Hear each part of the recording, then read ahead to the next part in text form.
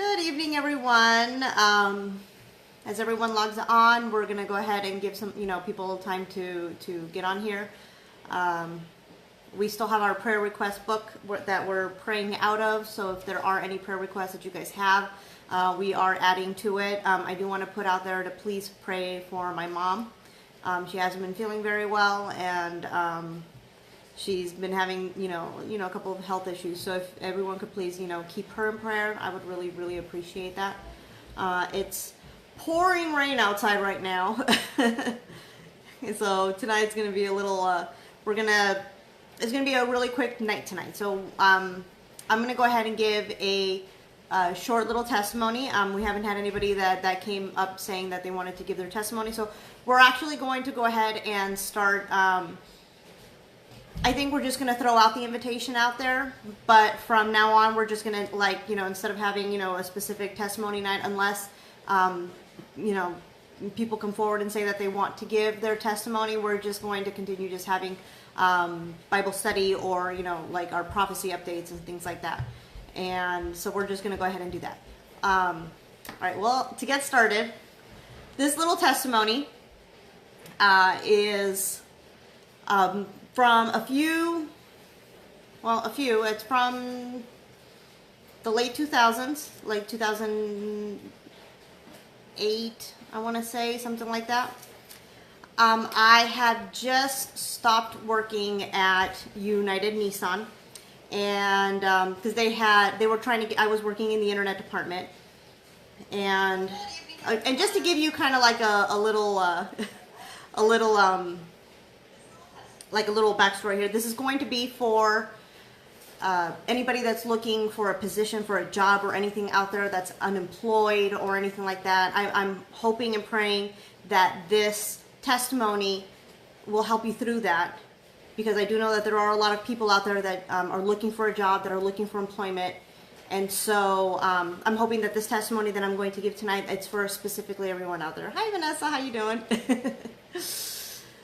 So, getting back into it, like I said, I was working at United Nissan in the internet department, and they were trying to phase that out, I guess you could say. So they put me in a position where it was going to be just commission only. Now, I had just found out that I was pregnant with Diego, and so this was not going to work out for me, kind of a thing. It's like, I'm not going to drive. Plus, from where I used to live, United Nissan was like 45 minutes away. So it wasn't like right around the corner, and I was just like, you know what, I'm not doing this. I'm not working for free, because I just kind of felt like that's what I was doing, because I've never been one to work under commission or anything like that. But you know what, I've always been the type of person that I've always been like, I was never worried about a job. I never was. From the moment that I stopped, I got my high school diploma, and started working and everything like that, I was never worried about getting a job. I always knew God's going to take care of me. I'm leaving it in His hands. So here I am in the month of, I think it was April or May of 2008.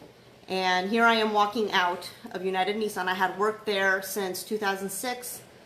And so here I am, looking for a position.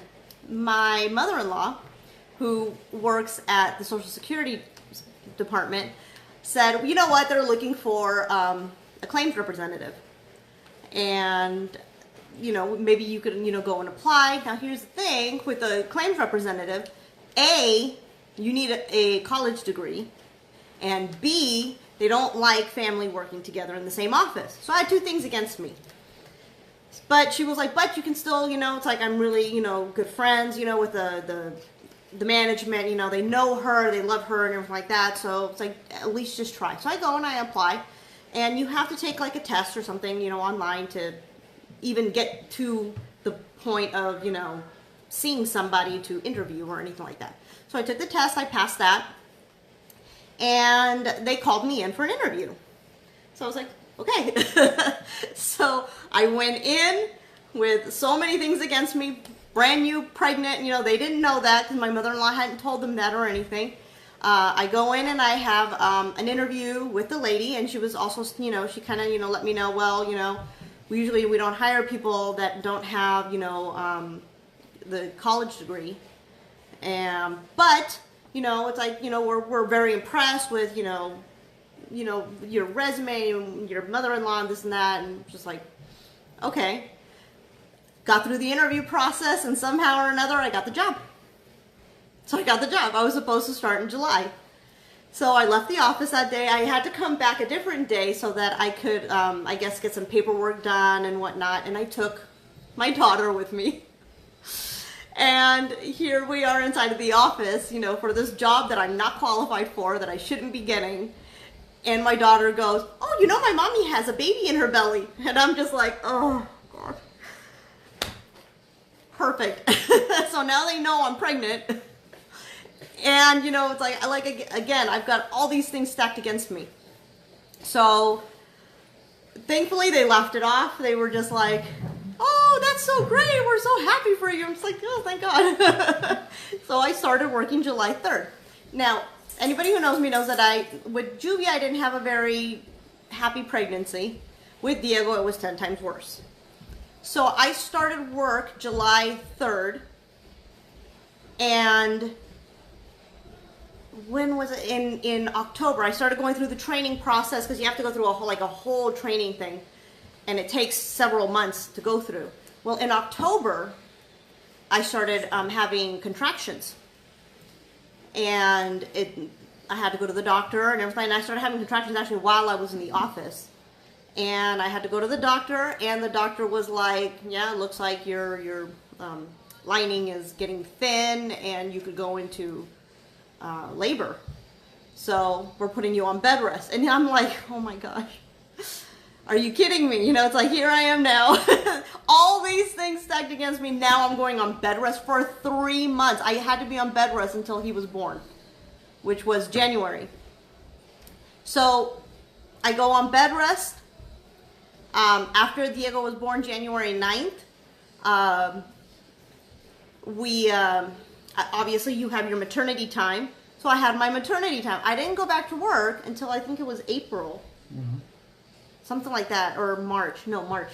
I didn't go back to work until March. I had to go back into the training process and everything like that. They allowed me to come back, though. You know what I'm saying? Again, this is something where it was just like, I shouldn't have this position because I wasn't qualified for it. You know, not to mention, like I said, you know, they never hire people outside, you know, that have family or whatever to work together in the same office. So I had that against me. I had this whole pregnancy thing against me. And yet here I was still with a job at a place, you know, that it was just like, you know, a lot of people strive to get into, you know, into a government job type thing like that, especially. So I had, you know, my job. Thankfully, and I didn't have it for very long, which is another crazy thing, because then in September, that's when Jerry found out that he got a position. Can you go and see if she has water, please? Otherwise, she's not going to stop barking. Sorry. So Jerry got a job. Same circumstances too. Like, he got a job he wasn't qualified for. It's true. He wasn't qualified for. He didn't have the education that was required for it and all that kind of stuff. So he got the job in North California, and it turned into a thing of, I had been praying since Juvia was born. I want to be a stay-at-home mom. I want to be able to stay home, you know, and do that. But look how long it took. It took 7 years, that same prayer, but God finally came through. But it was a prayer that took 7 years, that if the way God moves everything in such a perfect way, you know, the way he takes care of us, the way that he opened these doors that others would tell you, there's no way that these doors are going to open for you. Like, don't even bother. Somebody else could have told me, don't even bother. I even thought, don't even bother. In all honesty, when I went into that job, I didn't even want it. I did not want this job more than anything because I didn't feel good. I was very nauseous. It was like one of those moments where you were just like, oh my gosh, to have to go to an office every day, you know, like this. And again, it was going to be a job that wasn't right around the corner. So all these things, but God knew there's a reason for this, Romy, don't worry, you know, it's like, I'm taking care of you. And I was able to get through all of this. I had that job up until September.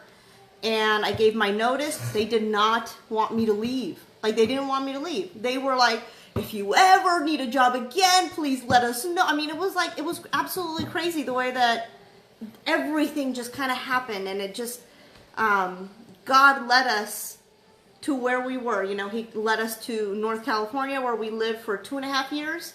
And, no, 2.5. Yeah, we were only there for 2.5 years. I'm telling you, from when we moved, in all honesty, it was a situation where, like, God put in my heart, yes, we're going to move, but where we were, I did not feel like God wanted us to. Where was this? Tracy, California, like San Jose area. It's like about 45 minutes away from San Jose, like further inland. It's a very small little town, but Okay. but I honestly, God did not put in me that we're going to put roots down there. So we rented our home up there, you know, while we were up there, and I never felt this is where we're going to stay. This is where God is going to just keep us here. So 2.5 years later, here we are, and hopefully Jerry will give this testimony himself one day. But just to, because like I said, you know, I do feel like today, you know, it's like the testimony that I'm giving is for those that are out there without a job right now, or possibly you have a job and you're looking for something else. So here's Jerry. Again, he got this job, you know, it's like he did move up in the company, but it's a position that required schooling, and it required certain years of being in this job, which he did not have at all. And he got offered a position here in Southern California, in the San Diego area. And so we were like, okay, well, let's pray about it. And again, no college degree, which was required.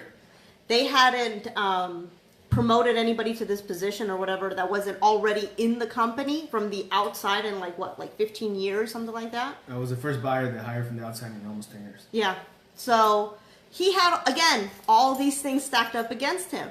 But it's like, Jetty, if that job is yours, God is going to give it to you. That guy that's sitting there doing that interview with you, doesn't matter what he says, because God's going to have the last word.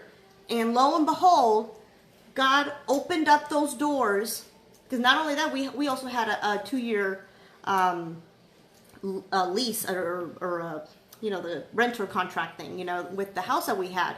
So we also had that against us. We needed to find somebody to take over. The guy, you know, thankfully he was really nice, and he was just like, that's fine, you know, it's like if you want to get out, but you have to find somebody to take your place.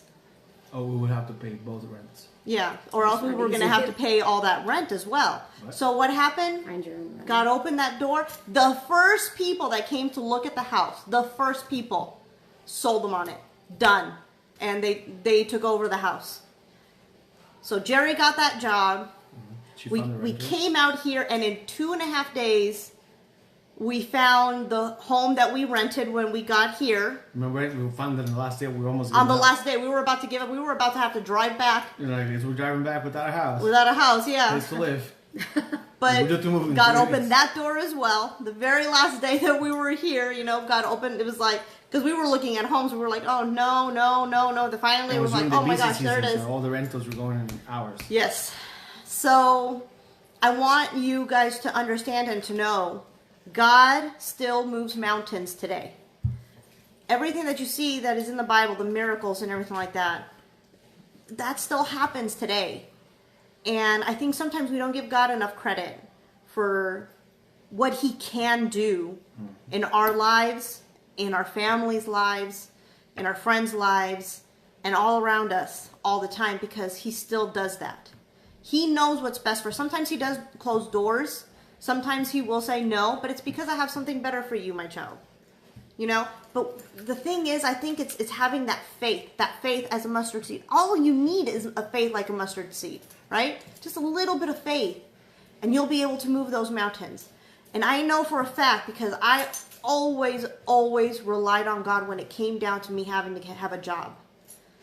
And thank God, and I'm not like putting down any positions or anything like that, but he always had me in a good position. Like I never had to work at a McDonald's or something like that, you know? And I'm not saying that that's like a bad thing, okay? So please don't take that out of out of context. I'm not saying that working at McDonald's is a bad thing. I'm just saying that like it was a way that, like, you know, I believe that God had something better for me, and I followed that. I could have had other jobs, but you know what? God said, no, I'm going to have you here, I'm going to have you here, I'm going to have you here, and he always took care of me. He knew before we got married, it was just me and my mom. I was taking care of her, so God knew that I needed something that was good, paying, because it was me taking care of my mom. So, and then we got married, and everything else that happened, whatnot, and we had our 2 beautiful children, and, thankfully since 2009 now, I've been, a stay-at-home mom. That's the biggest blessing that God has ever been able to give me, but for those of you out there that are out there right now without employment, or you're also looking for being like a stay-at-home mom or a parent, God is going to open those doors. Just be patient. It took me 7 years. 7 years to get that prayer done for me. But in the meantime, I trusted God in the moment to take care of me and my family, and he did. Every step of the way. Every single time. One time, I remember I was at a different dealership that I was working at. Remember at Dodge? There was like a big issue that we had, and I ended up getting fired for something that I didn't do. But you know what? I walked out of that dealership. I called Jerry and I told him, I just lost my job. But you know what? Don't worry about it, because I'm getting one right now.